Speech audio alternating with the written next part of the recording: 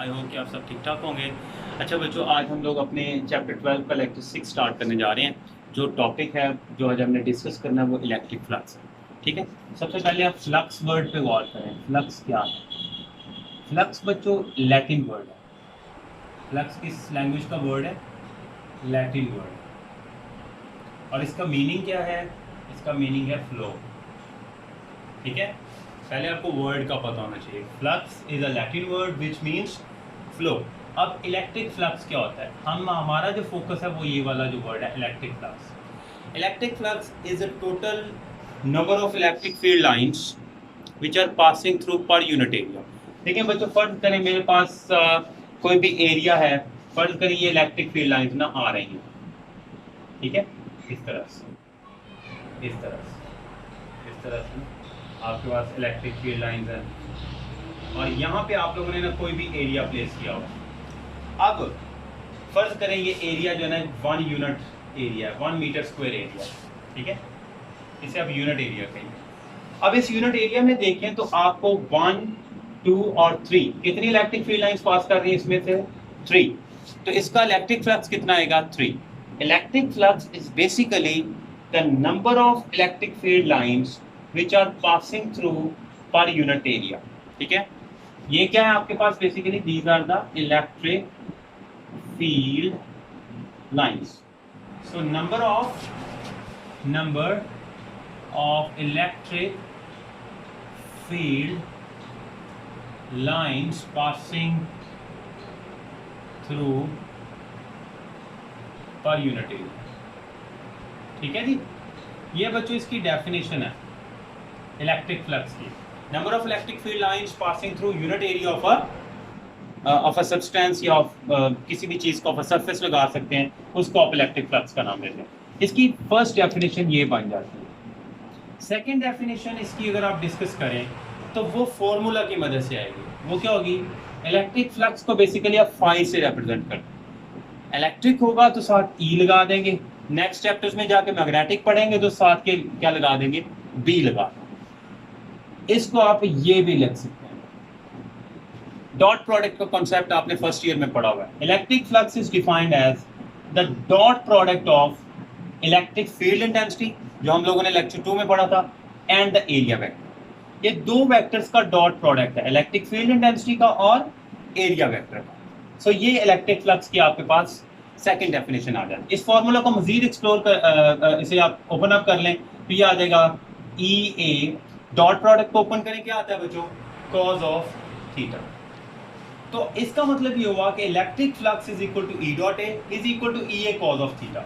Electric flux फिर कौन सी quantity हुई? स्केलर, क्योंकि दो वेक्टर्स का डॉट क्या होता है? एक स्केलर होता है। So electric flux will be a scalar quantity. ठीक है, ये फैक्ट इसके बारे में आपने याद है। अच्छा, इसका यूनिट अगर देखें तो इलेक्ट्रिक फील्ड इंटेंसिटी का यूनिट क्या होता है? न्यूटन पर कूलम। एरिया का यूनिट क्या होता है? Meter square. तो इसका यूनिट होगा newton meter square per coulomb. This will be the unit of the electric flux. अभी आपने क्या क्या डिस्कस किया? इसकी दो डेफिनेशन हम लोगों ने डिस्कस की हैं, इसका फॉर्मूला हमने डिस्कस कर लिया है, ये बता दिया ये स्केलर क्वांटिटी और इसका यूनिट डिस्कस कर लिया। अब ये किन फैक्टर्स पे डिपेंड करता है? कौन कौन से फैक्टर्स हैं जो इलेक्ट्रिक फ्लक्स को इफेक्ट कर सकते हैं, जिसकी वजह से number of electric field line जो किसी भी यूनिट एरिया में से पास कर रही है वो डिस्टर्ब हो सकती है या उनमें इंक्रीज या डिक्रीज हो सकता है। 3 फैक्टर्स हैं जी, कौन कौन से? पहला है इलेक्ट्रिक फील्ड इंटेंसिटी, कि इलेक्ट्रिक फील्ड जिस चार्ज की इलेक्ट्रिक फील्ड लाइन ली हुई है उसका इलेक्ट्रिक फील्ड स्ट्रांग है, वीक है। पहला फैक्टर ये है। दूसरा फैक्टर बच्चों इसका एरिया वेक्टर। ठीक है, एरिया वेक्टर मींस कि जो आपने एरिया प्लेस किया हुआ है इसका एरिया वेक्टर क्या है? एरिया वेक्टर का मैं ना आपको समझा देता हूं क्योंकि ये चीज आपको हो सकता है ये तंग करे। सो इसको अभी समझ लें। एरिया वेक्टर बेसिकली इसको यूं लिखते हैं, एरिया वेक्टर की जो मैग्नीट्यूड होती है वो एरिया के बराबर ही होती है। फर्ज करें ना बच्चों, अगर मेरे पास ये चीज है, ये सरफेस है, अब इसका ये वाला एरिया आपको नजर आ रहा है। अब एरिया वेक्टर जो होगा उसका एरिया इसी के बराबर है, लेकिन उसकी डायरेक्शन जो होगी वो इसके क्या होगी? परपेंडिकुलर होगी। यानी ये जो एन यूनिट वेक्टर है ये बेसिकली एरिया वेक्टर की क्या देगा? आपको डायरेक्शन देगा, जबकि एरिया वेक्टर का जो मैग्नीट्यूड है वो किसके बराबर होगा, वो इसके एरिया के बराबर ही होगा। Area vector is the vector whose magnitude is equal to the area and it is normal to the surface। ठीक है, चलें तो तीसरा फैक्टर इसमें क्या आ जाता है फिर आपके पास, तीसरा आ जाता है ये एंगल थीटा, जिसको आप कहते हैं ओरिएंटेशन। ओरिएंटेशन, तो तीन फैक्टर्स हैं बच्चों जो इलेक्ट्रिक फ्लक्स को इफेक्ट कर सकते हैं, electric field intensity, area vector and the orientation. अब तीन केसेस हैं वो मैं आपके साथ डिस्कस करूंगा और उसमें इंशाल्लाह आप लोगों को फिर मजीद जो है इसको टॉपिक को एलैबोरेट करते हैं। तो जो हम लोग तीन केसेस डिस्कस करने जा रहे हैं वो उसी फॉर्मूला से हम लोग देखना चाहते हैं कि इलेक्ट्रिक फ्लक्स जो होता है इस पे हमारे फैक्टर्स कैसे असरअंदाज होते हैं, मतलब इस पे थीटा कैसे इस पे इफेक्ट करता है, इम्पैक्ट कैसे डालता है। मैक्सिमम फ्लक्स देखते हैं कैसे होगा। देखिए फर्ज करें बच्चों, आपके पास इस तरह से इलेक्ट्रिक फील्ड है, ये किसकी डायरेक्शन है, इलेक्ट्रिक फील्ड। अब इसके अंदर जो एरिया आपने प्लेस किया हुआ है वो आप लोगों ने इस तरह से प्लेस किया हुआ है, ये ऐसे ही समझ लें आप जैसे मेरी ये फिंगर्स जो है ना ये इलेक्ट्रिक फील्ड की डायरेक्शन को डिनोट कर रही हूँ, तो हमने एरिया इस तरह से प्लेस किया हुआ इस तरह से, ठीक है। अच्छा, अब एरिया अगर इस तरह से प्लेस किया है जैसे मैंने कहा, तो इस पे एरिया वेक्टर कैसे होगा, इस पे नॉर्मल होगा, ठीक है। सो हम कहेंगे एरिया वेक्टर यहाँ पे क्या होगा, इस डायरेक्शन में। सो अगर आप गौर फरमाएं तो E और A दोनों आपस में क्या हैं, पैरेलल हैं। E और A आपस में क्या हुए, पैरेलल। तो दोनों में एंगल कितना होगा, क्योंकि थीटा जो आप तीसरा फैक्टर लेते हैं वो दोनों का एंगल होता है। दो वेक्टर्स अगर पैरेलल होंगे तो एंगल क्या होगा, 0 डिग्री। सो इलेक्ट्रिक फ्लक्स आप देखें, it is equal to EA cos of 0 degree. cos 0 क्या होता है, 1। It is a maximum value of cos। So phi E भी क्या आ जाएगा, मैक्सिमम आ जाएगा। It will be equal to EA। So maximum flux कब आएगा, जब आप अपने एरिया को इस तरह से प्लेस करें जैसे मैंने प्लेस करके दिखाया, ठीक है। अच्छा, जीरो फ्लक्स कैसे आएगा, इलेक्ट्रिक फील्ड, फिर से इलेक्ट्रिक फील्ड इंटेंसिटी उसी तरह से ले लें, ठीक है जी। अब आपने क्या करना है, एरिया को प्लेस करना है। अब की बार हम एरिया ऐसे प्लेस कर रहे हैं। अगर मैं आपको समझाऊं यहाँ से, तो फर्ज करें ये इलेक्ट्रिक फील्ड उसी तरह से, अब एरिया मैंने ऐसे प्लेस कर दी, इनके दरमियान में, यहाँ पे ऐसे प्लेस कर दिया, ये दरमियान में प्लेस कर दिया। दरमियान में प्लेस किया है तो इसका एरिया वेक्टर कैसे आएगा, ऐसे आएगा, मतलब वो अपवर्ड डायरेक्शन में होगा। अब आप गौर करें तो इलेक्ट्रिक फील्ड तो इस तरफ है, एरिया वेक्टर किस तरफ है, अपवर्ड है। दोनों में एंगल कितना है, 90 डिग्री। मतलब E और A आपस में क्या है, परपेंडिकुलर, एंगल कितना है, 90। तो इलेक्ट्रिक फ्लक्स आ जाएगा EA cos of 90 degree. cos 90 बच्चों क्या होता है, 0। सो फ्लक्स भी क्या आ जाएगा, 0 आ। सो आपको ऑब्जेक्टिव्स आ सकते हैं कि जीरो फ्लक्स किस एंगल पे होगा, answer will be 90। Maximum flux किस एंगल पे होगा, आंसर विल बी 0 डिग्री, ठीक है। अगर इसका हम बिटवीन कुछ ले लेते हैं कि फर्ज करें इलेक्ट्रिक फील्ड इंटेंसिटी वैसे ही है, और अब की बार आप लोगों ने जो एरिया प्लेस किया हुआ है वो कोई ना कोई एंगल बना रहा है। फॉर एग्जांपल मैं यहाँ पे ऐसे प्लेस कर देता हूँ, ये मेरा एरिया है, ठीक है, या कोई भी मैंने सरफेस इसमें प्लेस किया। अब इसका एरिया वेक्टर कैसे आएगा, अभी इसका एरिया वेक्टर इस तरह से आएगा ना भाई, और वो इलेक्ट्रिक फील्ड इंटेंसिटी के साथ कोई ना कोई एंगल बना रहा होगा जिसका हमें नहीं पता, थीटा में भी 45 में भी 70 में भी 60 कुछ भी हो सकता है। तो इलेक्ट्रिक फ्लक्स इस केस में क्या आएगा, EA cos ऑफ थीटा, ठीक है बच्चों। सो इस तरह से इलेक्ट्रिक फ्लक्स के लिए हम लोगों ने तीन केसेस जो डिस्कस किए हैं, मैक्सिमम फ्लक्स, मिनिमम फ्लक्स, और तब का फ्लक्स जबकि कोई एंगल जो है वो 0 भी नहीं है और 90 भी नहीं है, उन दोनों के दरमियान में कोई एंगल बन रहा है, तो उस केस में फ्लक्स का फॉर्मूला कुछ इस तरह से हो। आई होप कि आप लोगों को जो है ना वो लेक्चर जो है ना यहाँ तक समझ आ गया हो। फ्लक्स का बच्चों कंसेप्ट आपको क्लियर हो गया है। अब हम इलेक्ट्रिक फ्लक्स फाइंड आउट करना चाहते हैं ऐसी क्लोज सरफेस के लिए जिसके अंदर आपने चार्ज इनक्लोज किया हो। कैसे बच्चों, फर्ज करें मेरे पास ना एक सफियर है, ठीक है बच्चों, याद रखना सफियर और सर्कल में डिफरेंस होता है।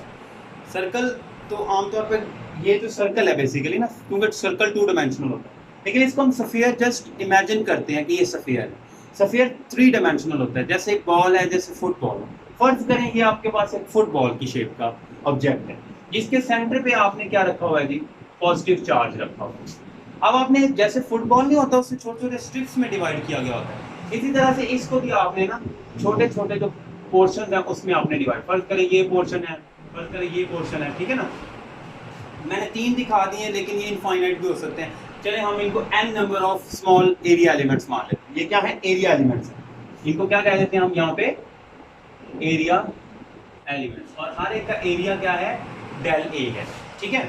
अच्छा, अब इनको हमने n एरिया एलिमेंट्स में अपने पूरी सरफेस को डिवाइड कर दिया, ठीक है। इलेक्ट्रिक फ्लक्स का फॉर्मूला हम सबको पता है कि वो होता है E डॉट ए, लेकिन यहाँ पे चूंकि हम लोगों ने क्या लिया हुआ है, डेल ए एरिया एलिमेंट लिया हुआ है, हर एरिया एलिमेंट के लिए आप इलेक्ट्रिक फ्लक्स फाइंड आउट करते जाएंगे, सबको ऐड कर देंगे तो पूरी सरफेस के लिए इलेक्ट्रिक फ्लक्स आ जाएगा। तो कौन पैदा कर रहा है, जो बेसिकली इस पॉजिटिव चार्ज से पैदा होने वाली जो इलेक्ट्रिक फील्ड लाइंस हैं वो पैदा कर रहे हैं। पॉजिटिव चार्ज के लिए इलेक्ट्रिक फील्ड लाइन किस तरफ होती है, आउटवर्ड, ये तो आपको पता है। सो ये इस डायरेक्शन में होंगी, यहाँ पे आप बना सकते हैं, सो इस तरह से। सो हर एक पॉइंट पे इलेक्ट्रिक फील्ड क्या होगा, it will B radially outward for a positive charge, ठीक है। सो एरिया एलिमेंट के लिए इलेक्ट्रिक फ्लक्स लेना तो साथ डेल ले लेंगे, E डॉट एरिया एलिमेंट के लिए हमें साथ में ए के क्या पुट करना है, डेल पुट करना है। डेल क्या होता है बच्चों, ये स्मॉल लेंथ को शो कर रहा होता है, ठीक है। अब हमने इसको n एरिया एलिमेंट्स के अंदर इसको डिवाइड किया, तो हमारे पास इलेक्ट्रिक फ्लक्स कितने आएंगे, n इलेक्ट्रिक फ्लक्स आएंगे। सो हमारे पास फाई आ जाएगा, टोटल इलेक्ट्रिक फ्लक्स आएगा phi 1, phi 2, phi 3 up to plus phi n। ये आपके पास n जो है ना इलेक्ट्रिक फ्लक्स बच्चों आपके पास आ रहे हैं, ठीक है। सो हम हर एक इलेक्ट्रिक फ्लक्स की वैल्यू पुट कर रहे हैं। फाई इज इक्वल, पहला क्या आएगा, E1 डॉट डेल A1, ठीक है। दूसरा क्या आएगा, E2 डॉट डेल A2, इसी फॉर्मूले को फॉलो कर रहे हैं बेसिक को, प्लस फाई 3 की आ जाएगा आपके पास E3 डॉट डेल A3, और plus up to phi n क्या आ जाएगा, En डॉट डेल AN, ठीक है बच्चों। अब आप क्या करें, अब आप इसमें से देखें तो E1, E2, E3 ये इसी पॉजिटिव चार्ज के इलेक्ट्रिक फील्ड्स हैं। सो चूंकि एक ही चार्ज प्लेस किया हुआ है सेंटर पे, तो इसके इलेक्ट्रिक फील्ड्स क्या होंगे, इलेक्ट्रिक फील्ड इंटेंसिटीज क्या होंगी, यूनिफॉर्म होंगी, सेम होंगी। सो E को आप क्या कह देते हैं कि E1, E2, E3 ये सभी सेम है, ठीक है। ये सभी आपके पास क्या आ जाएगा, सेम। चलिए पहले डॉट प्रोडक्ट्स ओपन करें, क्या आ जाएगा, E1 del A1 cause of. अब देखें तो बच्चों इसका एरिया वेक्टर कैसे आएगा, इस तरफ आएगा। E और A के दरमियान में एंगल क्या बन रहा होगा, 0 डिग्री बन रहा होगा। यहाँ पे भी अगर आप देखें इस एरिया एलिमेंट पे, यहाँ पे भी एरिया वेक्टर किस तरफ आएगा, इस तरफ आएगा। इलेक्ट्रिक फील्ड इंटेंसिटी और एरिया वेक्टर में एंगल यहाँ पे भी क्या बन रहा होगा, 0 डिग्री। यहाँ पे भी देख लें आप, इलेक्ट्रिक फील्ड इस तरफ है तो एरिया वेक्टर भी इस तरफ आएगा, एंगल फिर से क्या बन रहा होगा, 0 डिग्री। तो जितने भी एरिया एलिमेंट्स आपने लिए हैं इस सरफेस के ऊपर, सबके लिए एंगल कितना आ रहा होगा, 0 डिग्री आ रहा है। क्यों, क्योंकि जो इलेक्ट्रिक फील्ड इंटेंसिटी है सबके लिए वो पैरेलल है एरिया एलिमेंट के या एरिया वेक्टर, ठीक है। सो एंगल सबके लिए कितना है, 0 डिग्री। चलें, cos of 0 degree plus E2 del A2 cos of 0 degree, और प्लस अप टू, अब मैं तीसरा नहीं लिख रहा, लास्ट वाला लिख रहा हूँ, del AN cos of 0 degree. Cos 0 बच्चों क्या होता है, 1। सो कॉज 0 आपका यहाँ से क्या हो जाएगा, खत्म हो जाएगा, ठीक है। चलिए अच्छा, अब आपको बताया कि इलेक्ट्रिक फील्ड इंटेंसिटी सभी के लिए क्या है, सभी एरिया एलिमेंट्स की बराबर है। सो E1, E2, E3 सभी इक्वल है। सो किसके इक्वल है, E के इक्वल है। E को आप कॉमन निकाल, E will be outside, del A1 plus del A2 plus del A3 up to del AN। ये जब सारे एरिया एलिमेंट्स के को आप ऐड कर लेंगे तो पूरे स्फीयर का एरिया आ जाएगा।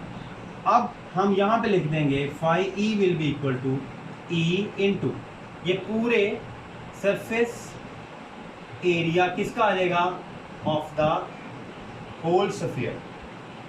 ये पूरे स्फीयर का एरिया जो है ना आपके पास यहाँ पे आ जाएगा। अब मुझे बच्चे बता सकते हैं आप लोग कि स्फीयर का एरिया क्या होता है बच्चों, 4 pi r square. So phi E बराबर आ जाएगा is equal to E into surface area कितना है 4 पाई आर स्क्वायर। आर क्या है इसका रेडियस है, चले हम आर इसको ये मान लेते हैं, ये आर है, ठीक है जी। अच्छा अब ई की वैल्यू अगर आप देखें तो लेक्चर नंबर 2 में मैंने इलेक्ट्रिक फील्ड इंटेंसिटी पढ़ाई थी, वो क्या थी 1/4 pi epsilon not q over r square. ये वैल्यू उठा के ना बच्चों इसमें पुट कर क्या आएगा, phi is equal to 1/4 pi epsilon not q over r square into ये आ जाएगा 4 पाई आर स्क्वायर। ठीक है, इसे हम थोड़ा सा रेज कर लेते हैं ताकि आपको समझ आ जाए, ठीक है जी। अच्छा 4 पाई से 4 पाई बच्चों क्या हो जाएगा, कैंसिल हो जाएगा, आर स्क्वायर से आर स्क्वायर कैंसिल हो जाएगा, क्या आएगा phi E will be equal to q over epsilon not. तो आपने यहाँ पे देखा कि इलेक्ट्रिक फ्लक्स एक ऐसी सरफेस में के लिए जिसके अंदर चार्ज इंक्लोज किया हुआ है, दो फैक्टर्स पे डिपेंड कर रहा है। एक तो चार्ज पे डिपेंड कर रहा है, चार्ज, और दूसरा डिपेंड कर रहा है एप्सिलॉन नॉट पे। एप्सिलॉन नॉट बेसिकली क्या होती है, परमिटिविटी ऑफ फ्री स्पेस, मतलब ये मीडियम पे डिपेंड कर रहा है। So electric flux basically depends on two factors, charge and medium. लेकिन इसका इस बात के साथ कोई कंसर्न नहीं है कि आपके मीडियम की ज्योमेट्री क्या है, इसकी शेप कैसी है। जैसी भी शेप हो, जैसी भी ज्योमेट्री हो, इलेक्ट्रिक फ्लक्स के इससे कोई लेना देना नहीं है। इसकी डिपेंडेंस सिर्फ दो फैक्टर्स पे है, चार्ज पे जो इस सरफेस के अंदर इनक्लोज किया हुआ है, और दूसरा मीडियम। ठीक है, सो आई होप कि आप लोगों को ये टॉपिक जो है समझ आ गया होगा। ये इतना कोई खास इंपॉर्टेंट लॉन्ग नहीं है, लेकिन ये आपकी बेस सेट करेगा गाउसेस लॉ को अप्लाई करने के लिए। आई होप कि आप लोग इसको समझ गए होंगे अच्छे से और आपके कॉन्सेप्ट्स क्लियर हो गए होंगे। कोई भी क्वेश्चंस या क्वेरीज हो तो कमेंट्स में पुट कर सकते हैं। अपना बहुत सा ख्याल रखिएगा। अल्लाह हाफिज़।